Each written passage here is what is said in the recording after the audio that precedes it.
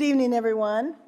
I will reconvene the March 7th, 2022 council meeting to order, and we will start this evening with a Pledge of Allegiance by some of the Dublin Wolf Den. So if they would come forward to lead us in the Pledge of Allegiance.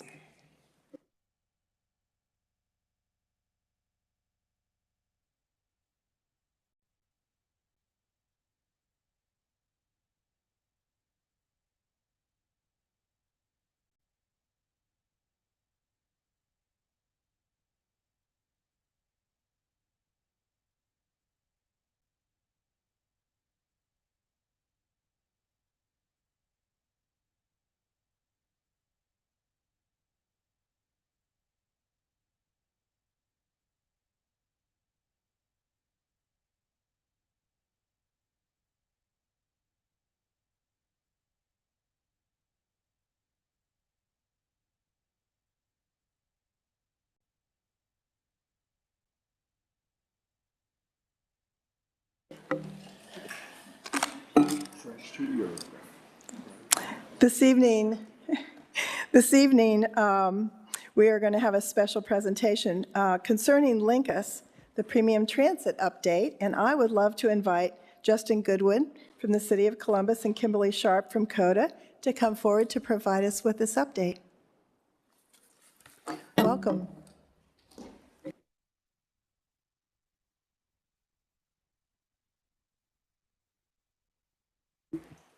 Thank you. Good evening, Mayor and Dublin Council members. Kimberly Sharp, Senior Director of Development for CODA. I'm here to present a brief overview of Lincus, and then my colleague from the City of Columbus, Justin Goodwin, will provide you an update on the Northwest Corridor High-Capacity Transit Project, which includes next steps that's in this community. Awesome, thank you. I would also like to note that I'm joined today by John Garzaki with MORPC, and we work all closely together on the Lincus project. Thanks to the assistance of Dublin staff, we'll be back here on March 22nd for a public meeting. We'll be seeking public input on the information that'll be presented with you tonight. Okay, Lincus is a multimodal plan to move our region forward together. We are building on foundational work that's been established through many years of planning efforts. Beginning in 2014 with Insight 2050, this is MORPC and ULI Columbus's report, where 8 years ago we had the glimpse of being a region of 3 million people. Insight 2050 showed how compact, walkable development improves the connections to help us manage that growth in a more sustainable and affordable way, with also a better return on investment. It's really understanding those numbers, which was pointed out even further and more in depth under corridor concepts. The Next Gen Plan, published in 2017, was CODA's long-range vision, and that is the first time where we're able to see high-capacity rapid transit corridors. There's actually 14 in that document on those with the most potential. There's actually a lot, but that's where there's a lot of potential, and that's also the first time when we talked about first last mile connections and on demand, which we now call CODA Plus zones. So a lot of ideas generate from getting communities together and planning for the region together. And Dublin has been a part of all of this documentation, just as we're now working on Lincus. A big focus of this long-term plan is really getting the workforce to jobs. We can do this differently. We can grow differently in this region. We can be a more walkable and bikeable and transit-friendly Central Ohio. This planning work is reflected in Lincus, and we want to continue forward together. So with that, we're addressing 21st century challenges. There we go. Through the Lincus mobility implementation.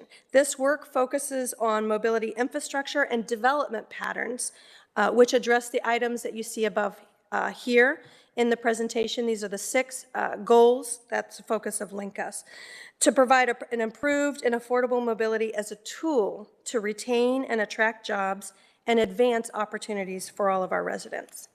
Taking action, why now?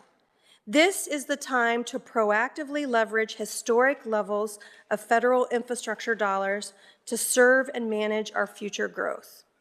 We must have local activity, local plans, and local matches for those federal dollars. This is also the time to address persistent historic inequities, to address workforce development challenges, and to address the need for more opportunities for more people by making mobility an easier choice for all.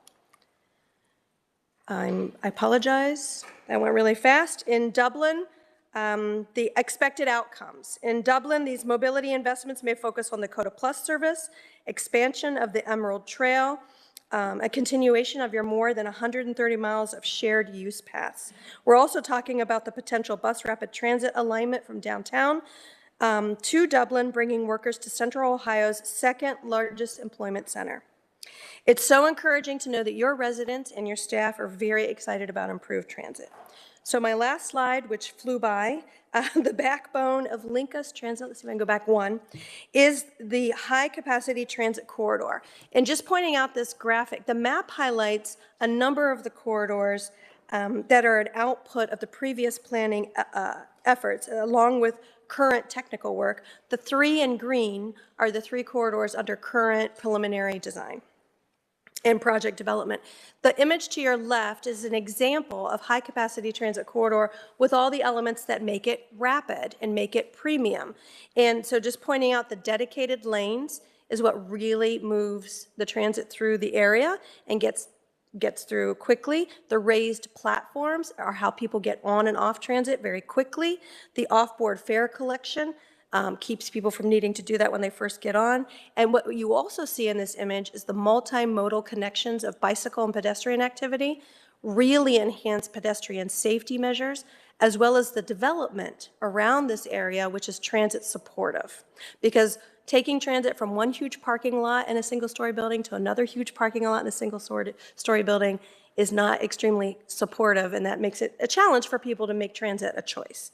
So with that, I'm going to turn it over to Justin Goodwin. That is a brief overview of overall Lincus, the program, but I'm going to turn it over to Justin now to focus on Northwest Corridor.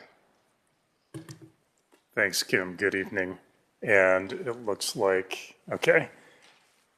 Kim showed me, though, I might be facing some challenges here with the clicker. So good evening. Happy to join you this evening again. I'm Justin Goodwin, Transportation Planning Manager with the City of Columbus, Department of Public Service. I see some familiar faces on council here. Some of you may recall me from my time as a planner here in the City of Dublin. I have to say I'm jealous not to have been able to serve in this beautiful facility that you now have, but I'm happy to be here with you this evening.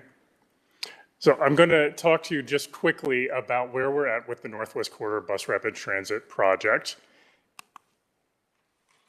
We undertook phase one of planning as a joint partnership between the City of Columbus, the Central Ohio Transit Authority, the Mid-Ohio Regional Planning Commission, as well as the Ohio State University and a number of other multi-jurisdictional partners beginning in 2020 and wrapping that first phase of work up in 2021. And the culmination of that was the selection of a preferred alignment for a portion of the overall Northwest Corridor. And as Ms. Sharp showed on the prior slide, the long-term intent is for the Northwest Corridor to connect downtown Columbus all the way here to the City of Dublin. So we undertook this in phases. We have identified an alignment primarily along Olentangy River Road and connecting to downtown through the Arena District via Spring and Long Streets. We are now undertaking the next phase of work, and that's where we're here to engage the community in the City of Dublin as we look at the continued extension of the corridor from Bethel or Henderson Road further west and north, and confirm the alignment for the entire Northwest Corridor.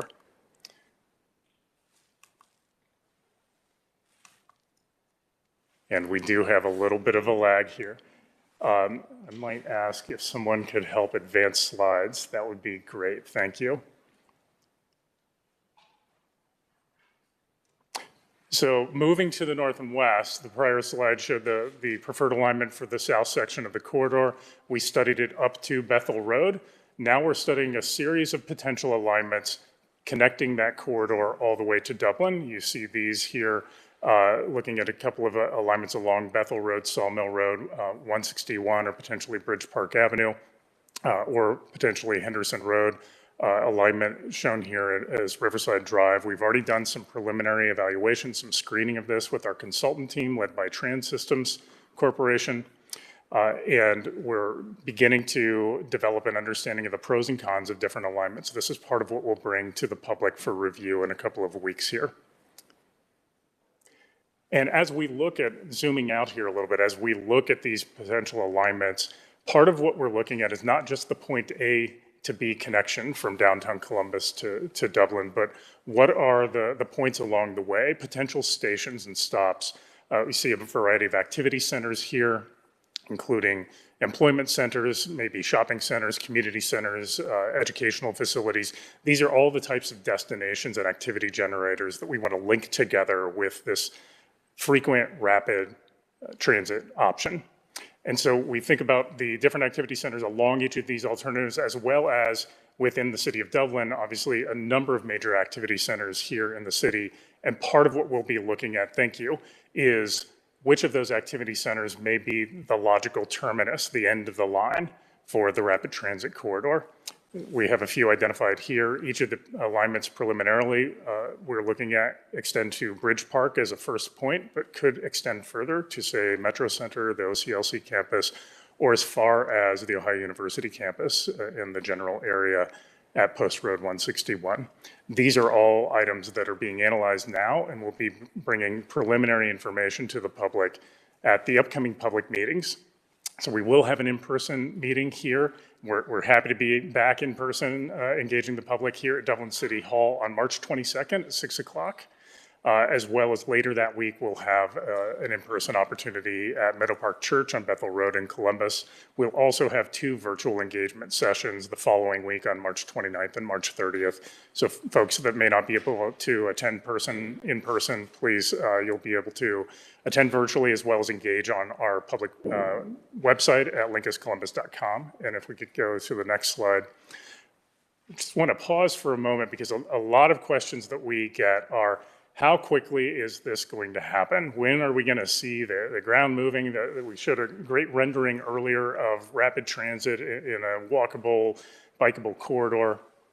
This is infrastructure investment, a level of transit and transit supportive infrastructure that we haven't seen to date in Central Ohio. Part of this is partnering with the Federal Transit Administration, pursuing federal funding. Part of that is also developing a local funding strategy for leveraging those federal funds, as Ms. Sharp noted earlier. These projects take many years, so a typical bus rapid transit premium transit project with the FTA can take up to 6 years from planning through design and ultimately getting to construction. So we're still a little early here, but we're also moving with great momentum with Lincus. So we're moving into this process by July. We will have developed what we call the locally preferred alternative. That's the entire corridor alignment from downtown Columbus to Dublin. We'll identify the terminus in Dublin, working with the community here in Dublin, as well as the preliminary design, or what we call 10% design of what the public street right-of-way could look like that we would take forward into the more advanced stages of engineering and design and moving through the next series of steps along the way. I mentioned our website earlier, lincuscolumbus.com. Also encourage folks that are interested to follow us on one of the many social media channels. Follow at Lincus, and you can find lots of information, sign up for newsletters, and get information along the way and stay engaged in this process. And with that, happy to answer any questions that you may have, and thanks again for having us here this evening. Thank you very much. Do we have some questions? Any questions this evening? Thank you all very much. Very ambitious project. These corridors, all of them, will pass through many municipalities along the way. So could you share just a little bit about how the work with the different municipalities, both in design, et cetera, sort of at high level at this time? Thank you. Yes, Vice Mayor DeRosa, great question. We're for overall Lincus, to understand what it means in the bigger package, we're in the middle of what we're calling a regional engagement process. So we just participated in our Touchpoint 1 recently with all the municipalities. There's 26 cities and 11 townships that we're talking to, and just making sure that there's an understanding of what the potential is, what this means, why now, and then their interest in mobility, their top mobility priorities, and just sort of a mutual understanding of timing and capital projects, et cetera. And then our Touchpoint 2 is happening soon, and that's a deeper understanding of when we say Lincus, what does that mean in the way of program, rollout strategy, phasing, and a funding strategy. And that's coming soon in the next month or two. And then our touch point 3 will come closer to June, where we're looking for a deeper understanding and a yes from the different communities that, yes, this makes sense for us, yes, this makes sense for our region, or any concerns if they don't feel that way.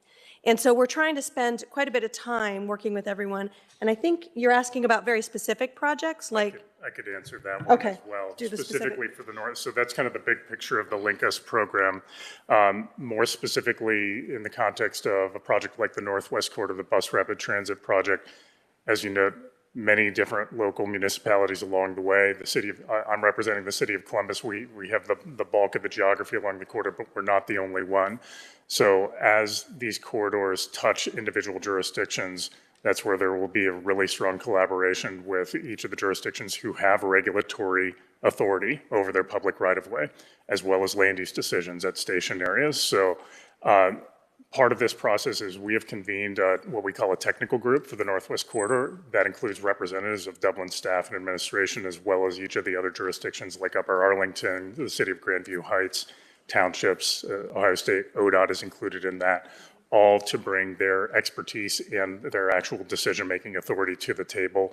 And certainly any decisions that have to do with the design of the public right-of-way within an individual jurisdiction, those ultimately are the purview of the decision-making bodies like the City Council here in Dublin within your jurisdiction. And that will all be part of the process along that timeline that I showed on the slide earlier.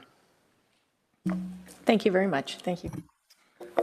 First, Thank you. Justin, welcome home. It's good to have you back.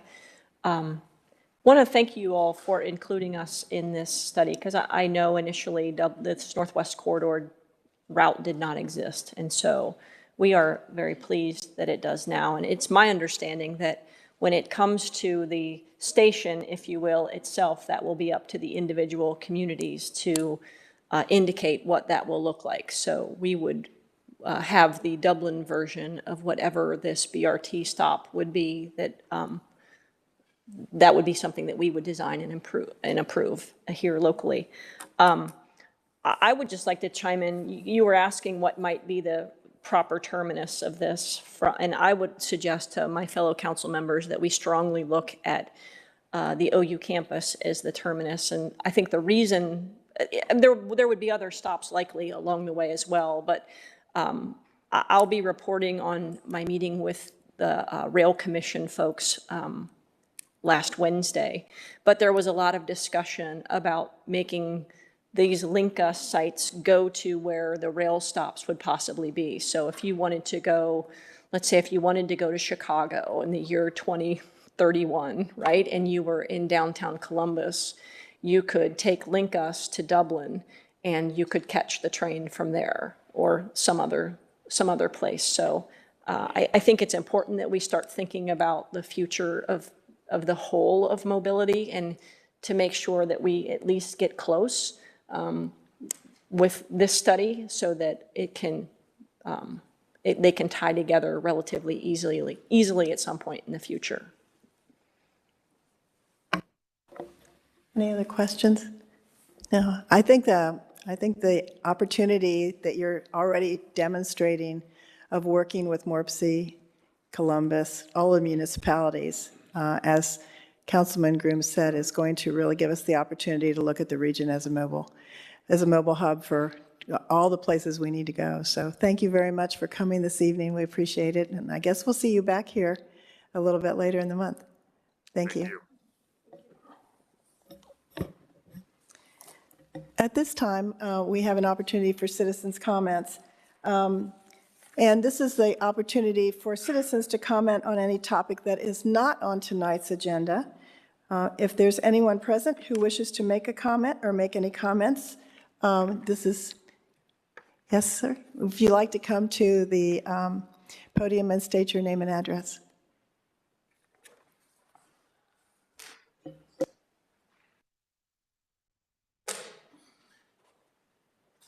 Hi, it's been a long time since I've been to council, since beautiful new building. I'm a City of Dublin resident for approximately 38 years. Coming here tonight because I have very serious You mind if I grab that water again? Very serious issues about my stormwater engineering project, which City of Dublin has. Can you hear me? We just need you to state your name and your address. Oh, I That's all right. apologize. No problem. Again, guess that's going out across the internet. Don't give a phone number. No, just your address. name and address. Yes. Matthew C. Wickline, 7463 Dublin Road, All right, thank you. known by many members of your engineering council.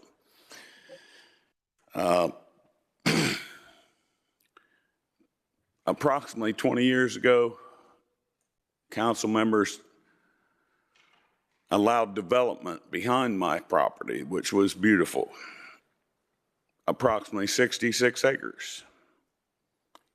Your engineering department allowed open storm sewer water to dump across my property.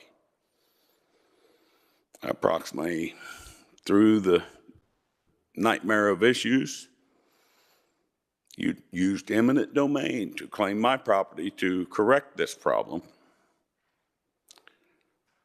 Approximately 10 days ago, my front yard is a lake and possibly ruined my leach field. I'm still on septic. Thank God you guys helped me out getting city water. Because after the development up there, my well water went very bad.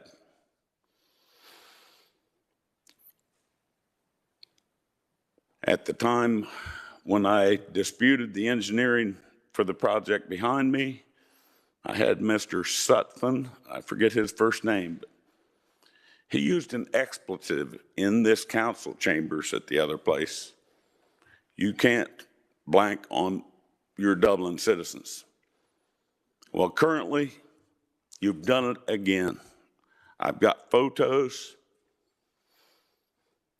One of your engineers told me if I don't want it to flood again, I've got to clean out Dublin storm sewer on my own. I found spray foam holding your pipes together yesterday. I need help. Mr. Hammersmith, are you aware of this? Negative? You're my council board district. I need help. Communicate with me. I'm sick of this problem. You guys are dumping on me again. We appreciate you coming, and we will make sure that you have some connection with our staff I to help you with your issue. should mention, I did finally get a mouthpiece. So far, it's just talk. Mr. Aaron Stanford made promises, but I guess last night you had more priorities. Well, thank you. We'll make sure that staff connects with you. Thank you Can for you make coming me any tonight. promises on the time frame, please? I'm sure you'll hear within the next 48 hours. Someone will contact you. Thank you. I would surely appreciate it. Thank you for your time. Thank you very tonight. much. Thank you, folks. Do we have any other comments online? Thank you. Next on is our consent agenda. Is there a request to remove either item from the consent agenda this evening? I will make a motion to approve the consent agenda. Is there a second? I'll second. Jenny, please call roll. Vice Mayor DeRosa? Yes. Ms. Ambrose Grooms? Yes. Ms. Cram? Yes. Mr. Reiner? Yes. Mayor Fox? Yes. Mr. Keeler? Yes. Ms. Aludo? Yes. This evening, we have a postponed item, ordinance 02-22. Rezoning the shops at River Ridge, including 2 parcels from BSDC, Bridge Street District Commercial District, to BSD SRN, Bridge Street District, Scioto River Neighborhood District, and zoning 1 parcel, formerly right-of-way, BSD SRN, Bridge Street District, Scioto River Neighborhood District, totaling 14.02 acres, located southeast of the Riverside Drive and State Route 161 roundabout. I'll introduce it. Our staff report this evening is Jenny Roush, Director of Planning. Welcome, Jenny. Thank you. Welcome, everyone. Good evening, Mayor and members of council. As you said, this is an introduction for Ordinance 0222, which is the rezoning for the shops at River Ridge. Just to familiarize everyone with the site, the rezoning application is for 3 parcels highlighted here on the screen, which total 14 acres, which include the shops at River Ridge, the former Wendy's restaurant site, and a remnant parcel from the Bridge Street District, and a remnant parcel, and we are requesting rezoning, or the applicant is requesting rezoning from Bridge Street Commercial to Bridge Street Scioto River neighborhood.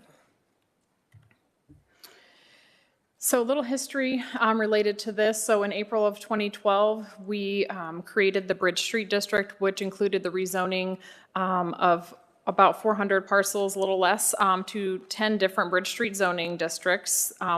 This Shops at River Ridge site was one of those, which was rezoned to this Bridge Street Commercial District. In 2014, following additional development north of this site, the city initiated an opportunity to establish the Bridge Street Scioto River Neighborhood District, so adding a new district to the Bridge Street Code. And then the request before you tonight is to rezone this property from that Bridge Street Commercial to this Scioto River neighborhood. So the Planning and Zoning Commission reviewed this in January of this year and provided a recommendation of approval to council. And as I will go through here in a little more detail, it is consistent with the community plan. This request is not in conjunction with any proposed development at this time, and when a development proposal would come forward, that would follow our typical Bridge Street review process, which is a multi-step process. So the current zoning, as I mentioned, is Bridge Street Commercial. So this is really looking at allowing for the continuation of pre-existing uses. A lot of the parcels that have this zoning are a much auto-oriented development pattern, so buildings located far from the street with parking in the front. The list of uses is a little bit more open-ended, looking at fuel stations, obviously residential, office, retail, restaurant uses are permitted within commercial as well. The building types are a little bit limited and really follow that sort of large format commercial development with a maximum building height within commercial up to 5 stories. So the requested rezoning then would look to put this within the Scioto River neighborhood, which has the opportunity to be part of that larger neighborhood, which has additional development standards, looking at that neighborhood character, gateway placemaking, much more balanced mix of uses, that neighborhood feel, the well-planned pedestrian-oriented development within Bridge Street that we are looking for. The uses within this district include residential, office, retail, and restaurant. Again, looking at that mix of uses. The neighborhood would allow for additional building types to be permitted with the maximum building height within the Scioto River neighborhood based on these building types up to 6 stories in comparison to what is existing. So community commercial located to the south of this, those building heights are typically based on this 1/4 of the sum of the height of the building plus the depth. So again, based on your building form, that defines your setback. So your height is potentially limited within those commercial districts. There's also the Bridge Street residential adjacent to this, which would allow for a maximum of a 5-story building within that. So again, there's lots of opportunity for this rezoning to then fit in with what could happen within the surrounding development.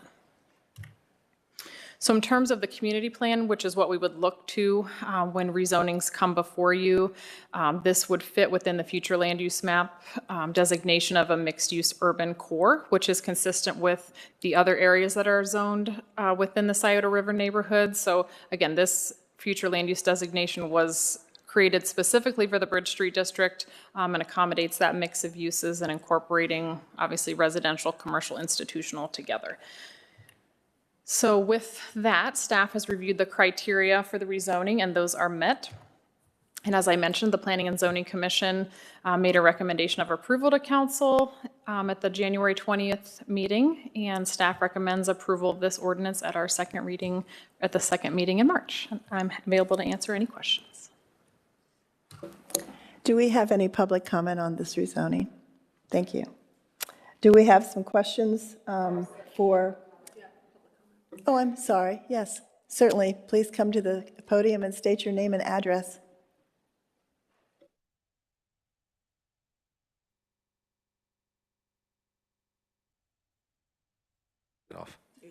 Hi, I'm Scott Herring. I live at 3280 Lilymar Court.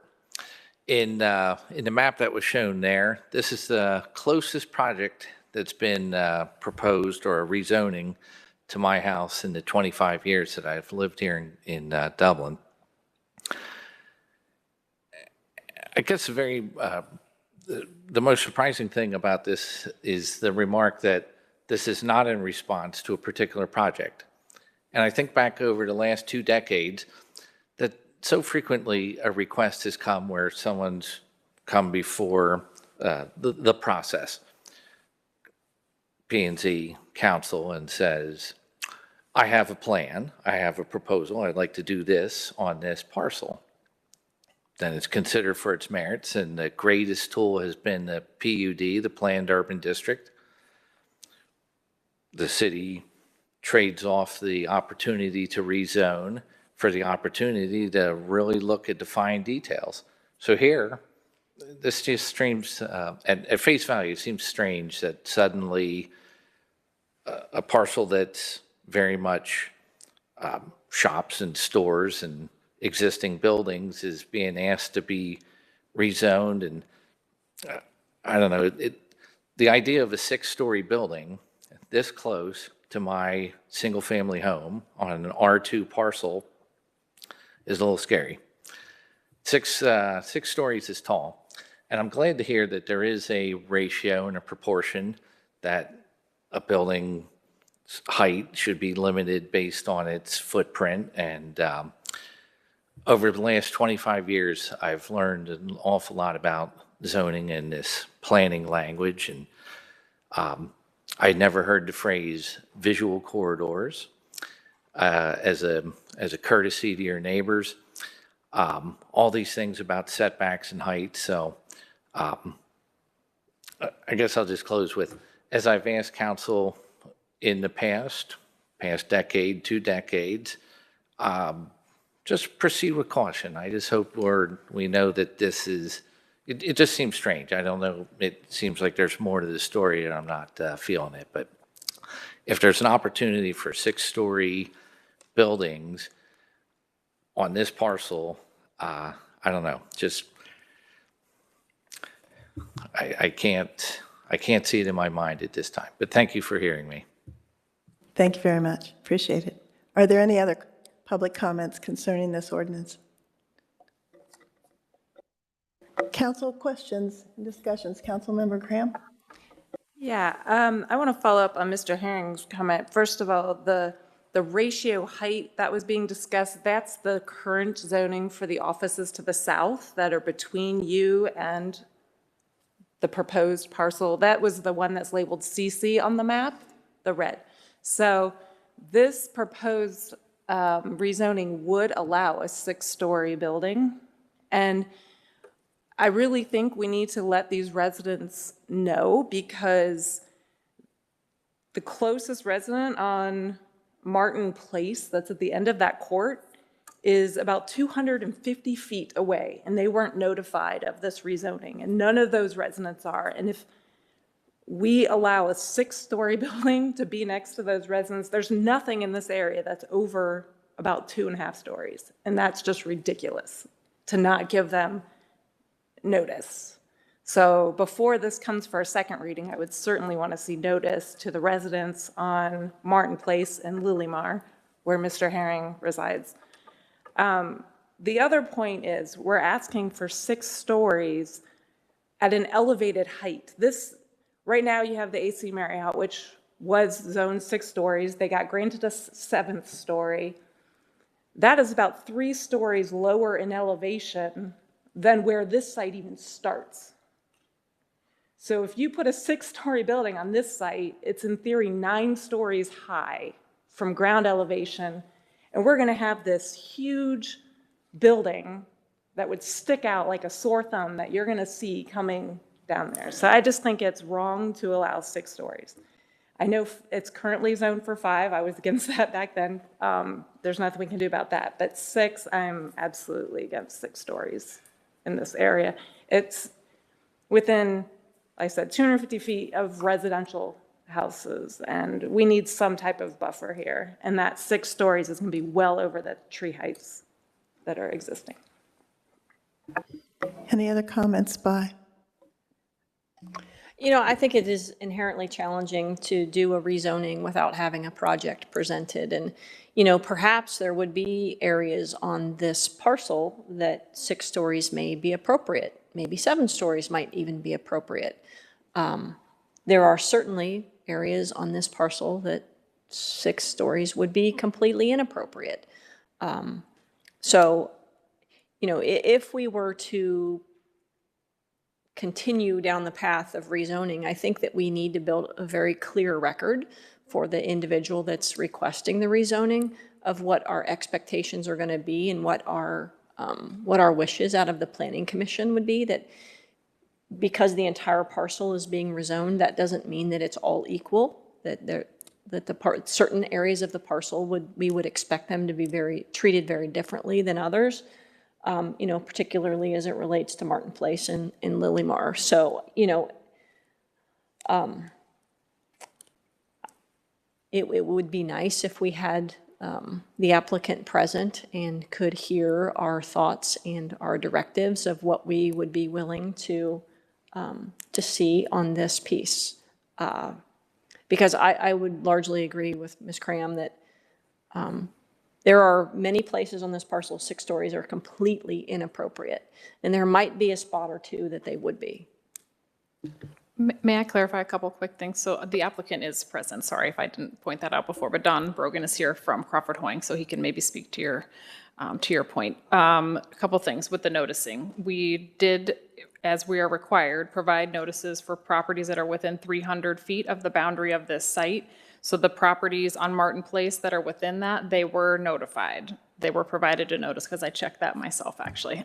So again, that wouldn't necessarily include everybody on that cul-de-sac, but the ones that are impacted within that noticing range were definitely included as part of that. And to the height, again, definitely hear all the concerns of council. It's a maximum that's permitted. That doesn't mean that that's, you know, what is coming out of a project necessarily. So it really depends on what that development would be and the development process. So with all Bridge Street projects, if there is a large major redevelopment of this, it's going to have a concept plan review. And if there's a development agreement, that's going to come before council. So you'll even have the opportunity to make comment if there's a development agreement associated with that. And then there'll be a preliminary development plan and a final development plan. So again, completely agree with setting the record straight, but there'll be many opportunities through the public review process for this, when a development project comes forward, for that to be heard and reviewed. Vice Mayor DeRosa. So could you just, you said there is an applicant, but there is no project? I am confused by that. Well, Crawford Hoying is one that made the request for the rezoning, so they are the applicant because they are the property owner. Okay. Could I ask a couple of questions as well? In the building types, there is a building called corridor type, and there's one called a podium apartment. Could you explain what those are, please?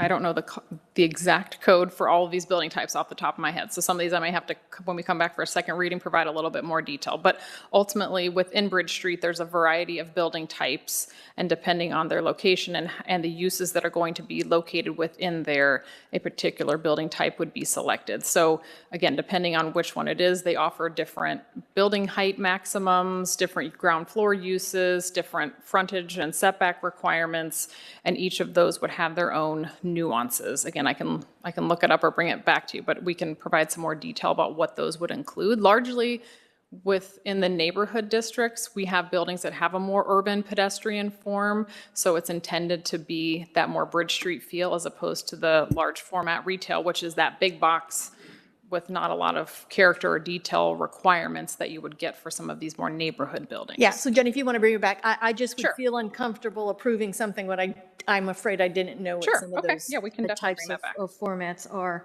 I I personally think mixed heights makes some sense. I could see an opportunity where there could be a very attractive opportunity for a large-scale building or two, but the whole, I think what, I will agree with my colleagues that the whole thing, we should think about how to do that, and I don't know if there's a way to do that in this discussion, but I think we need to talk about the mix and the balance and the, you know, as we've talked about, who it backs up to, but I am not opposed to 6 stories in some aspect of it. I think we just would need to, I would just need to understand what that aspect was before I could feel comfortable with it, but thank you.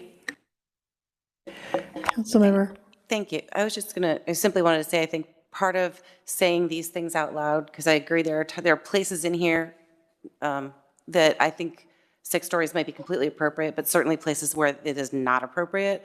But I think having said those things out loud during this public meeting helps to ensure that that conversation is recorded and we know it. And so as projects might come forward to you as staff or to planning and zoning, that those are things you can look back on to say, okay, what was guidance from council at the time?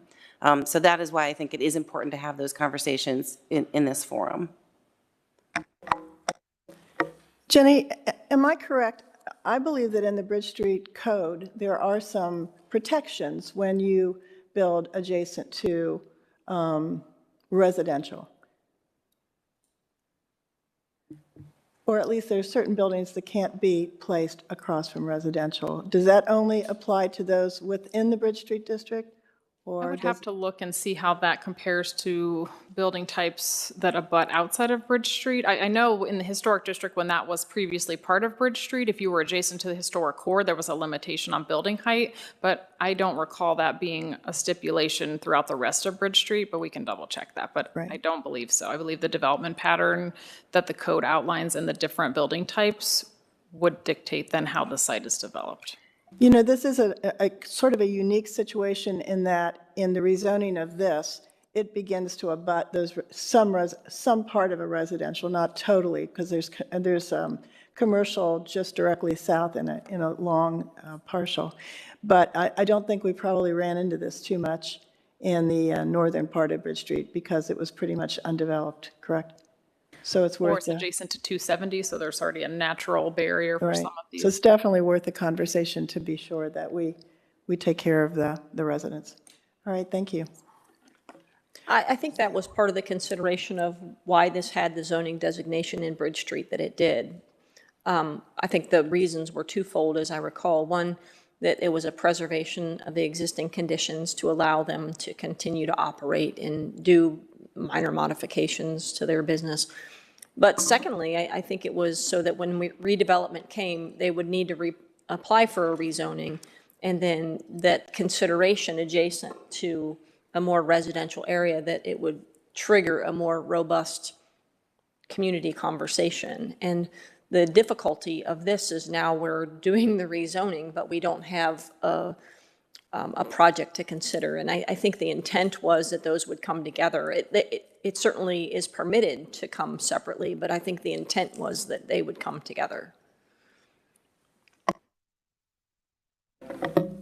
Yes, just state your name and address. My name's Don Brogan. I'm with Crawford Hoying, 35 River Glen Drive, Worthington. So to answer your question on the rezoning and why we really don't, we've been talking about projects, but for the rezoning, we are the developer, but we do also have partners that we develop with. So it really was to get out ahead of any project that we may bring to an investor, that we have this rezoning, because we're really just, the goal is to try and bring the Bridge Park development to the other side of 161. And part of that will be some connectivity that we're looking into as, pedestrian connectivity. Because as you guys all mentioned, or as Jenny mentioned, the development right now is more vehicular type of development. So we really want to try to bring the more pedestrian, walkable community to the other side of 161.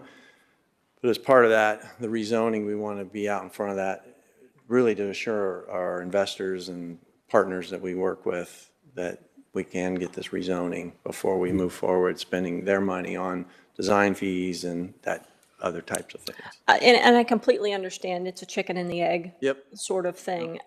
But I think what we want you to hear collectively is that we expect you to be very sensitive to the proximity of single-family residential. Oh, yeah. And as long as you can take that message back and understand that, you know, that the rezoning may or may not happen. I don't know how my colleagues feel, but I think that message needs to be delivered loud and clear so that you don't go down a path in anticipation of one thing, and we are on this path over here anticipating something else, that we would come to a more mutual understanding, you know, before you have an application to bring forward. Sure.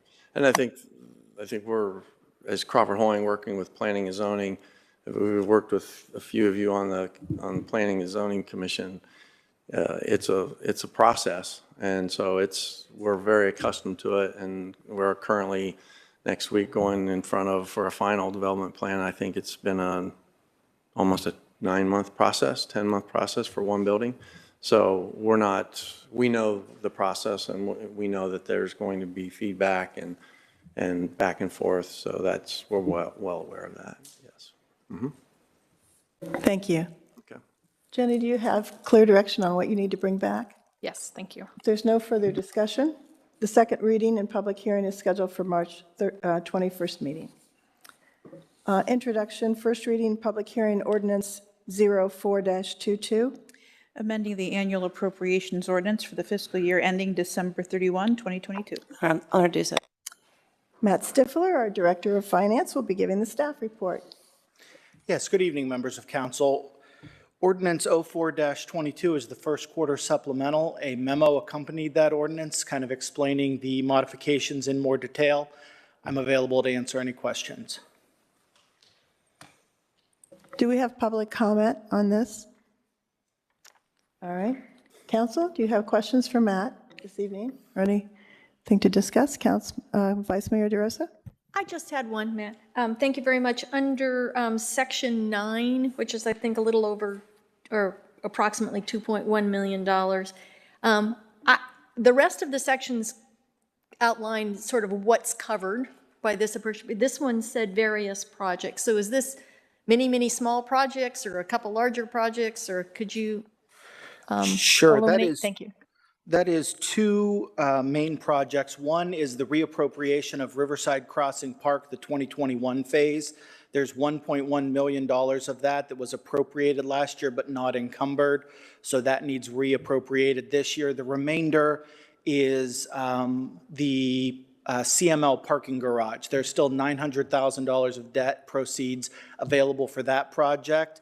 Facilities is going to be doing some lighting improvements to that garage this year. My expectation is that once those lighting improvements are complete, we will need to move those bond proceeds to the Fund 310, the Debt Service Retirement Fund, and that project will be able to be completed in its entirety. Had we not had these kind of lighting projects come available, we probably would have moved that funding in this ordinance. So it might be helpful just to add a little more of that detail to that memo. That would be useful. Thank you very much, man. Sure. Any other questions or comments? Thank you. Second reading, public hearing scheduled for the March 21st meeting. Thank you, Matt. Ordinance 05-22. Providing for the issuance and sale of bonds in the maximum aggregate principal amount of $3,460,000 for the purpose of paying the costs of improving the municipal sanitary sewer system by extending certain sewer lines, repairing and lining certain existing sewer lines, reducing inflow and infiltration, and installing new sewer lines, new force mains, a lift station, and a pump station, together with all incidental work and related appurtenances thereto. I'll introduce it. Matt? Good evening, council. Many of these bond ordinances will refer to issues that we discussed last week. I have some overview information on the bond issuance as a whole before we get into the information specific to each ordinance. On the whole, the financing team is, as we discussed last week, with this, Baker Tilly being our municipal advisor and Squire Patton Boggs serving as our bond counsel. Total, we will be offering $14.735 million in debt. associated with the following activities. A little under $3.5 million for sewer projects, a little over $2.7 million for water-funded projects, the refunding of $2.85 million, and the park improvements of $5.7 million. As we discussed last week, these are all within line of our debt metrics and our debt policy. You can see that I've marked on these metrics our current standing with these metrics and our future standing after this debt issuance. The only debt issuance that affects these metrics is the Riverside Crossing Park. The other two debt issuances are backed by enterprise funds, and of course the refunding is a net saving. So if anything, these numbers would improve slightly after we know what the refunding ultimately results in. We have compliance with the first two debt metrics. The third metric remains unchanged. As I stated last week, there was a decline in 2019 that was a result of non-recurring advances that were later repaid in 2020. The 2021 decline is a result of non-recurring expenditures related to land acquisition and capital improvement transfers. So these declines were not a result of recurring expenditures exceeding recurring revenues. And we are in compliance with the fourth metric as well, as discussed last week. The timeline is unchanged from last week's discussion. We expect, we hope, I guess, for approval at the second reading on March 21st. That will allow us to price these bonds in late April and sell them in early May. Regarding this ordinance specifically, of the $3.5 million roughly that is outlined for issuance in this ordinance, $1.5 million will be for sewer lining and repair, $960,000 will be for sanitary sewer extension to Area 1B. This project also includes roadway improvements of $900,000 that are being funded through the Capital Improvements Fund, so some consolidation of projects there, and an additional $1 million in funding for the Deer Run, Force Main, and Lift Station. The repayment of this debt will be from sewer fund revenues and transfers. The debt service payments for the sewer fund for sewer extension projects will be funded through transfers from the Capital Improvements Fund, as was discussed during the 2022 CIP conversations. The end result of these transfers and this funding is that sewer extension projects will not have a net impact on the sewer fund, so sewer rates will not be impacted by these projects. We will standardize and amortize these over 20 years, including a standard 10-year call with principal payments on December 1st, and we recommend approval at the second hearing on March 21st. Thank you, Matt. Are there any public comments concerning this ordinance? Council questions or discussion for Matt? Chris? Matt, when would these projects go to bid? It's a good question. They would all go to bid. Deer Run, Force Main obviously went for bid last month. I have that information. I'll provide it in a memo for next week. Okay. I just know that particularly on the installation of the line extensions, that's probably going to, that those numbers are going to be changing fairly rapidly. So don't want us to not have the bond funds to cover the costs that the increase that we may see. My second question is on the sixth slide where you have the 2022 bond issue debt metrics. On the future, the second half of that slide in 2027, there is a pretty significant jump in the debt service payments. They tend to hover, around $7 million, and then they go to over 7.6 million. And can you articulate a little bit about one, why that might be, and what we would expect? Would there be jumps in subsequent years as well? That is a good question. Good question and good eye. I looked at that myself. I only remember part of the answer, so I will write an additional memo to kind of address that. But basically what happens in 2026 is some of the earlier TIFs of the city begin to roll off, and that TIF funding no longer becomes available, and they were supporting a larger project. I don't believe that it happens often, but obviously there's an example where it can and does happen here. The evidence that I would say that it doesn't happen often is that graph that was in a memo that showed the debt service. That debt service line actually goes up for the next few years, and when you look at that, that's because of some of the TIFs rolling off in the next few years, and then over time, it begins to decrease again. So the debt service doesn't necessarily change, but the amount that has to be supported by income tax changes. I will provide you more details on what TIFs are expiring that are causing that gap, but I don't believe that it happens particularly often. Right, and I appreciate that. You know, there's a 5-year look here, and if we had a 10-year call, I personally would like to see it to 10 years, just to see where it would be when we had opportunity to call, just so that we had a clear understanding of what portion of our budget this was going to occupy for that period of time.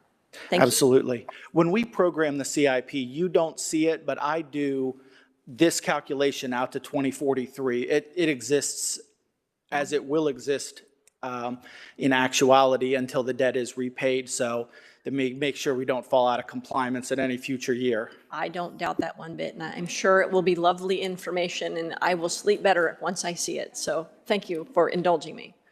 Will do. Thank you. Our second reading, if there's any other questions or discussion, no. Our second reading and public hearing is scheduled, as Matt said, on March 21st. Ordinance 0622. Providing for the issuance and sale of bonds in the maximum aggregate principal amount of $2,725,000 for the purpose of paying the costs of improving the municipal waterworks system by upgrading the existing Tartan West Booster Station, adding a water quality monitoring unit to the Post Road Booster Station, replacing water lines and installing water line extensions, together with all incidental work and related appurtenances thereto. I'll introduce it. Matt?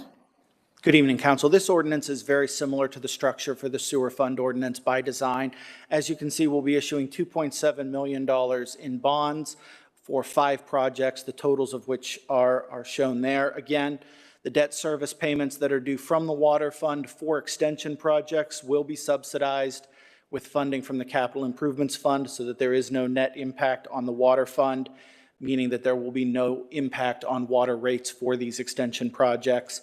We will use a similar structure for these bonds, and we recommend approval at the March 21st council meeting.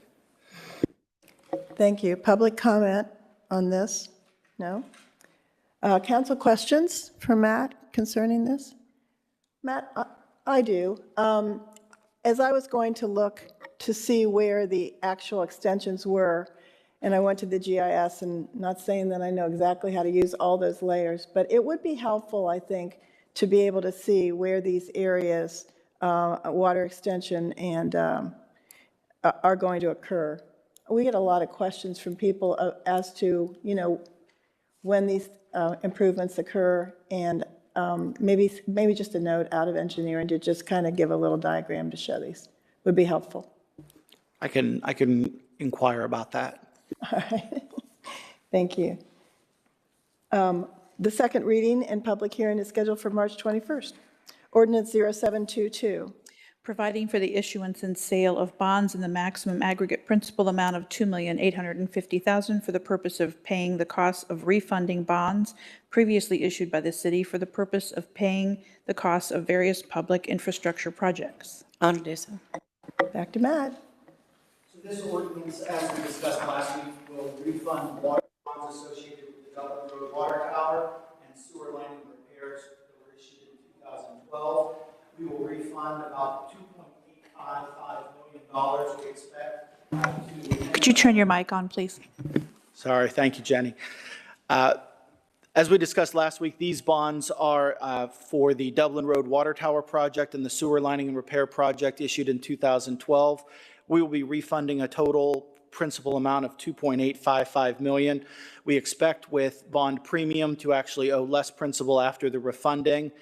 The repayment of this debt will be from water and sewer revenues respectively and amortized over the same payment timeline as the bonds currently exist. That is, they have 10 years remaining and they will be amortized over the next 10 years. The principal payments will be changing from June 1st to December 1st to mirror the other debt payments that are in our debt profile. And these bonds and this refunding is in compliance with our city's debt policy. We recommend approval at the March 21st council meeting. Asking for public comment on this ordinance? None heard. Council questions for Matt? All right, Matt, the second reading and public hearing is scheduled for March 21st, and we'll see you back on that one. You're not done yet, are you?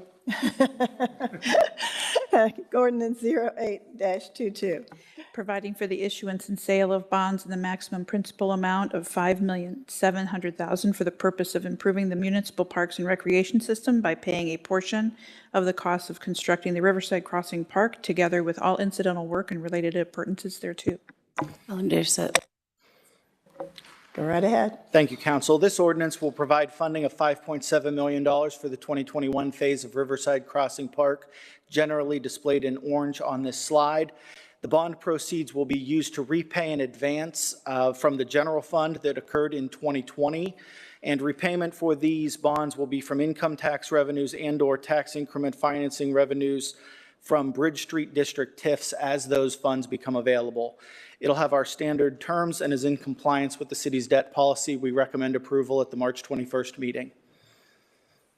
Is there any public comment on this ordinance?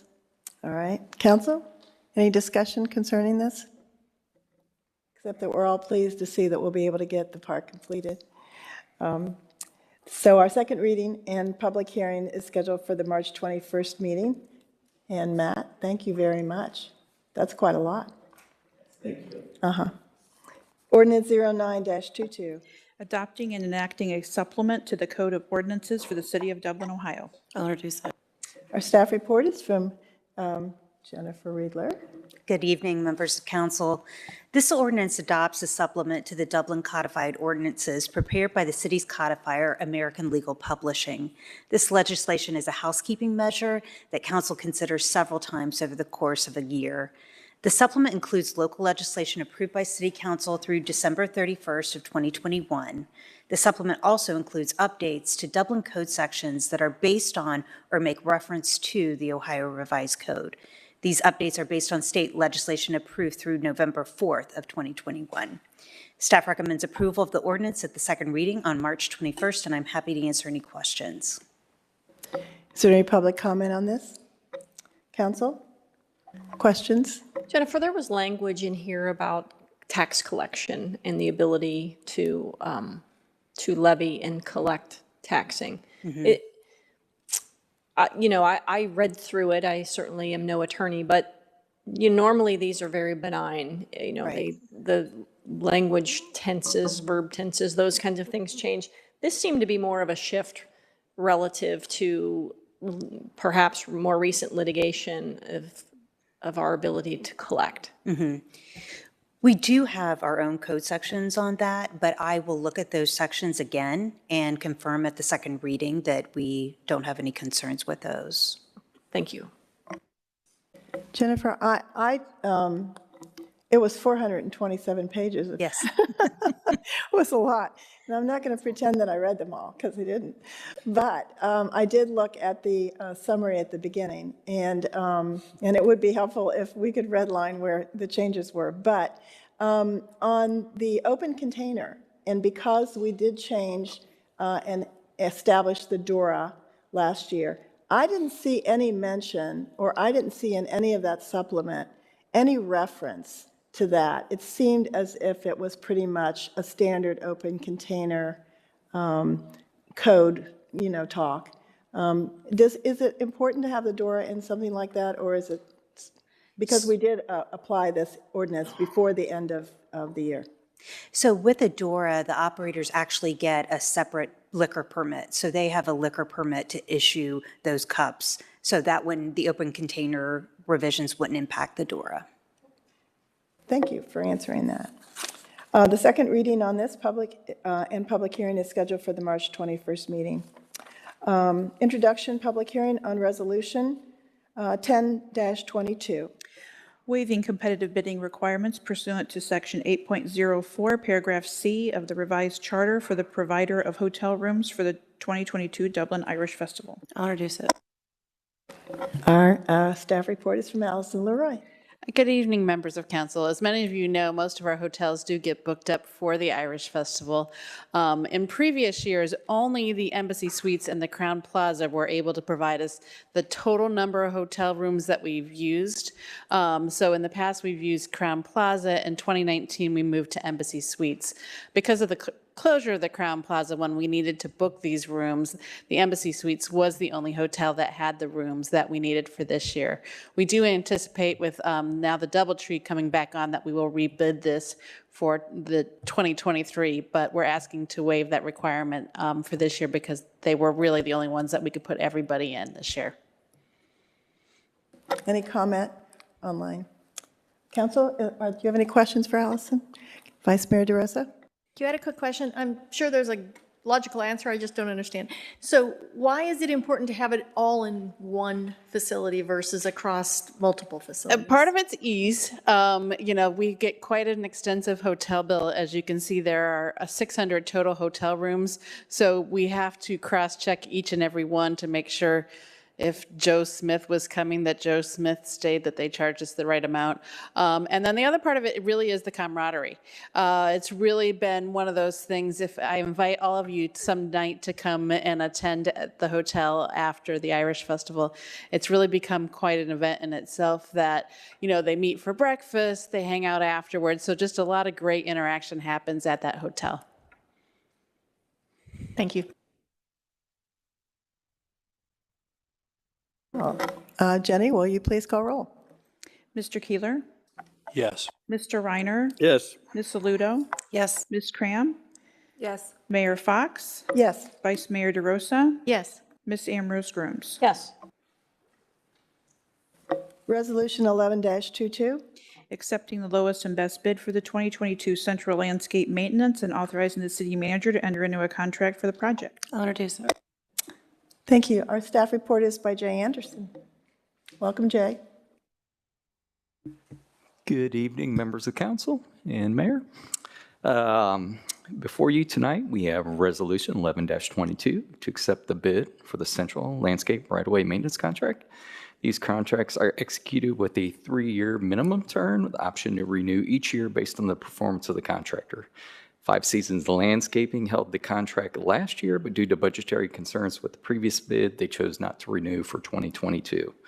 Based on the bids received, the lowest and best bid was submitted by Brightview Landscapes in the amount of $299,910, which is within the budgeted funds of the city's current operating budget. Staff has thoroughly reviewed the bid, and Brightview Landscapes has historically provided satisfactory services for the city. Staff is recommending approval of Resolution 11-22, and I'm happy to answer any questions. Do we have any public comment on this? Council, questions for Jay? No? Chris? Jay, I know several years ago we backed down from 4 turf applications to 3 for fertilization, and it does address weed control in here.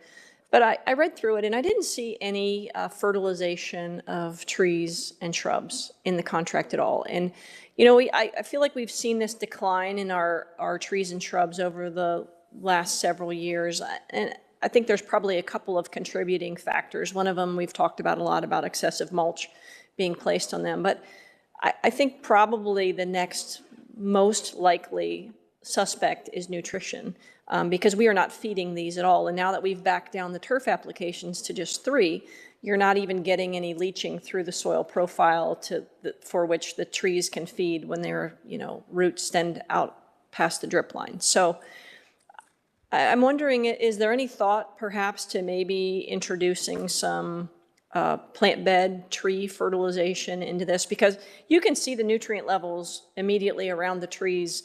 You can see the turf thinning, you can see not a whole lot of turf depth, and you can see an increased presence of weeds, which really indicate that nutrition is lacking. Yeah, that's something we can certainly look into moving forward. We're always cognizant of, you know, chemicals and fertilization, so we try to minimize where we can. But we are open to taking a look at that and diving a little bit deeper into that moving forward. No problem whatsoever. Well, I'm certainly supportive in not applying, you know, fertilizer where it isn't necessary, but I really feel like it's affecting particularly our street trees because they're in a stressed environment to begin with. And now that we're, kind of doing the bare minimum of feeding of the turf, there's nothing left. And if we don't feed them, they're not going to live. Yeah, I know our forestry program does some injections, and they do some treatments throughout the city, depending on the trees and what locations tend to be having or showing signs of problems. So that is a program that's actively going on, but it's not necessarily rolled into the contracts. Well, if we did entertain it, I think it's important to put it down before the mulch goes down. I think when we place it over top of the mulch, most of the nutrition is gobbled up by the bacteria that is breaking down the mulch. So if we were going to do it, we would need to put it down before the mulch. And I would be supportive of using a timed release kind of fertilizer so that, it wasn't a one shot of, fast food French fries kind of thing, but that it was something that would release over the course of perhaps 2 seasons, spring and summer. Absolutely. So I'm a non-fertilizing understanding guy. So is the suggestion that that sort of treatment would happen separate from this contract and maybe looked at from a citywide street tree perspective and maybe bid separately, or the extent to which we can handle that on staff we would and could, but it really is not pertinent to this particular contract? I mean, it's pertinent, it's relative, don't take that the wrong way, but it's, as far as the execution of that, it's not part of this contract, correct? And in the trees that you have, in your portfolio might have different needs. You have the honey locust down Terra Hill, right, that have been there for 30 years. Their nutritional needs are very different than the trees that are planted on Emerald Parkway Phase 8, right? So yes, the short answer to your question is yes. I think that this would be a supplemental contract because we would have to tailor it to our inventory. Okay, that's just what I was checking. It's not necessarily only a skill set that could be done in this contract. It could be done separately. And I would probably recommend it being done because in the industry, it is something that isn't happening with budget cuts. Plant, tree and shrub and fertility just isn't happening because thank you for that. You don't know. Appreciate it. It really helps to have a horticultural expert on the dais to enlighten us on all of these things, which is so important. And we are a tree city around here, that's for sure. We don't want to lose one of our trees. Are there any other questions for Jay this evening? All right, Jenny, will you please call roll? Ms. Ambrose Grooms? Yes. Ms. Cram? Yes. Mr. Reiner? Yes. Vice Mayor DeRosa? Yes. Ms. Saludo? Yes. Mayor Fox? Yes. Mr. Keeler? Yes. Resolution, let me make sure I'm on the right resolution. Are we on 11-22? Yes, resolution. I think we're on 12. 12-22. I'm sorry. Accepting the lowest and best bid for the highway mowing contract and authorizing the city manager to enter into contract for the project. I'll introduce it. Back to Jay. Okay, thank you. Resolution 12-22 is to accept the bid for the highway mowing maintenance contract based on the only bid received and submitted by Commercial Land Management Systems, also known as CLMS, in the amount of $158,357.20, which is within the overall budgeted funds of the city's current operating budget. Staff has thoroughly reviewed the bid, and CLMS has historically provided satisfactory services for the city. Staff is recommending approval of Resolution 12-22, and I'm happy to answer any questions you may have. Public comment? No. Questions? I understand that this is the kind of contract that only particular kind of equipment can do. Yeah, this is pretty unique. We've done it in-house for many, many years, but there's not too many landscaping companies out there that are set up to handle this type of mowing or that are, quite frankly, interested in this type of work. Jay, I'd just like to thank you for your willingness to do this and to contract this work out. I know Dana pressed for this for a long time. You drive around 270 right now, and it is in a deplorable state of garbage. And when you are coming through Dublin, it is different. And I think that that's really fantastic that you guys have leaned in on this and been willing to come forward and do something that you don't have to do, but you do it because it makes for a better community. So I appreciate that. Thank you. Vice Mayor DeRosa? Yeah, I had a related, actually, about the trash removal. So whose responsibility along these ways to mow and whose responsibility along these ways for trash removal? How does that work? So this contract will actually encompass both those. So prior to them mowing, they are required to pick up the litter. We'll also supplement that with our staff as normal. So in the off-season, when we're not mowing and litter collection, like is that our responsibility? I think ultimately it's ODOT, but we do supplement that, yes. And we were actually out there this week working. Thank you very much for doing that. Thank you. Jenny, will you please call roll? Ms. Cram? Yes. Vice Mayor DeRosa? Yes. Ms. Ambrose Grooms? Yes. Ms. Aludo? Yes. Mr. Reiner? Yes. Mayor Fox? Yes. Mr. Keeler? Yes. All right. Welcome back, Dana. Oh, thank you. Staff comments. Good evening, members of council. Just a couple items. Just wanted to remind you that we are undertaking a housing study, and that's supplemental to the regional housing study, which you're very well aware of, and that our consultant will be reaching out to members of council per our memo to you on February 15th in the city manager's update to get your input on that study. They'll also be reaching out to other members of the community as well, as we highlighted in that memo, but just so you know, that's going to step up in that activity. So if you're contacted, we appreciate your involvement in that input process. Also, just a reminder that it's a busy week this week. So we have State of the City Thursday. We have dedication of Riverside Crossing Park and the Dublin Link Bridge on Friday. And whether it snows or not, and we hope it doesn't, but whether it snows or not, we're going to have the grandest St. Patrick's Parade in the country here on Saturday morning. So bundle up, I think, come Saturday morning. We hope everyone comes out and enjoys these events. What's that? I heard it was heavy snow, but I think Robert and Allison and the team just will not listen to me on that. But that's, I think they're avoiding reality, as they should. So, but we'll make it happen one way or the other. We're a resilient community. We're going to That's party. right. We're resilient. We're going to party. That's all I have. Thank you. Thank you, Dana. Our committee reports. Vice Mayor DeRosa, Administrative Committee.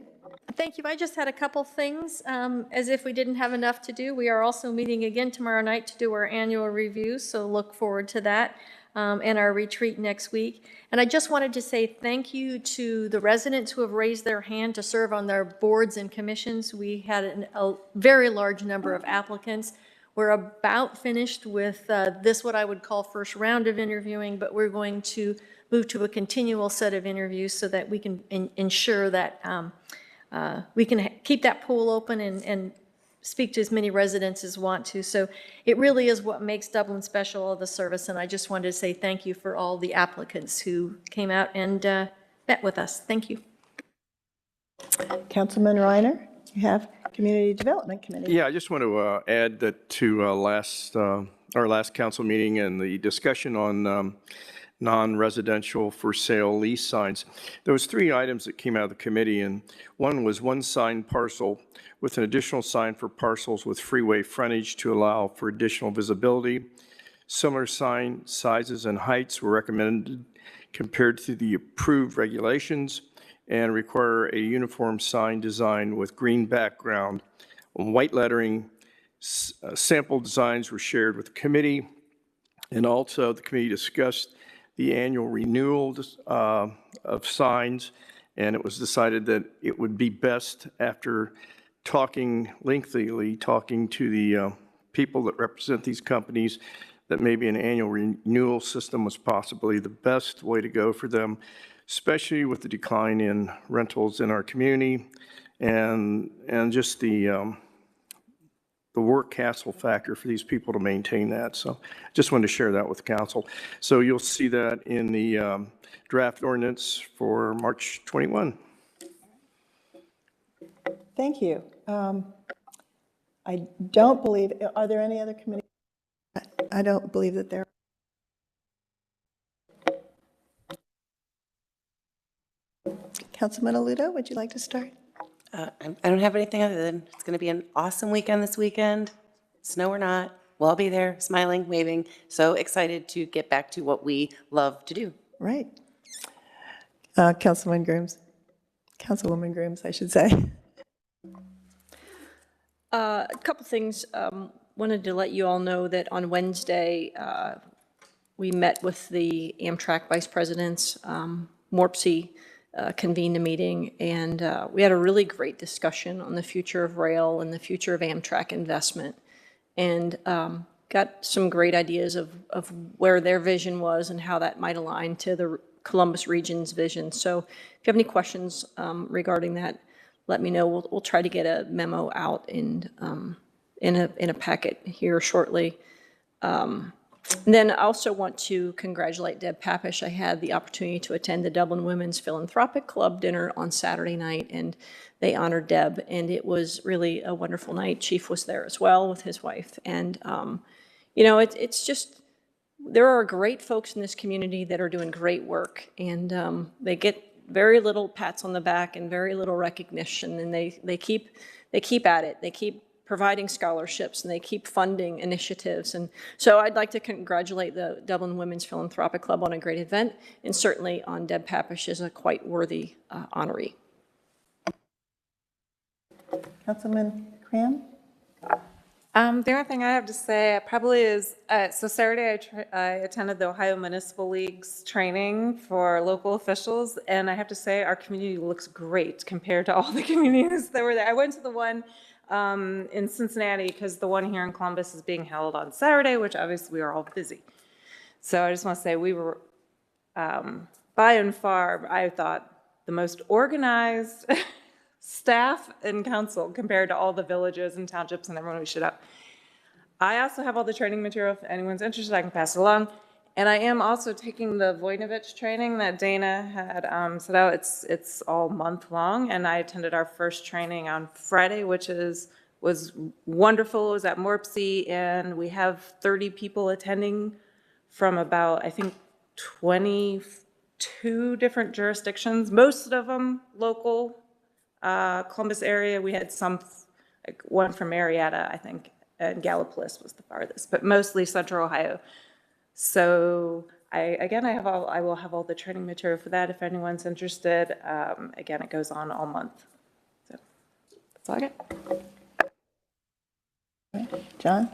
I just want to thank the chief because he looked into taking the outdated bulletproof vests we had and sending them on to the Ukraine, because there's 15,000 volunteers trying to get in there that really appreciate those at this particular time in their lives. Although we didn't have them, we had passed them on to a technical school. So hopefully other communities will reach into their old and abandoned equipment and maybe forward that out of here. So thanks, Chief. Appreciate it. All right, the only thing that I'll mention is the 3-day celebration, which you did, Dana, State of the City, the dedication of the Dublin Link Bridge and Riverside Crossing Park. I hope that all the people that are staying up to watch this tonight come out. And then the parade, we don't want to miss the dueling piano band on the float or the axe throwing unit. So there's so much this year that we've not had in the past. So happy St. Patrick's Day week, and we'll see you all at the next meeting. And this meeting is called to adjourn.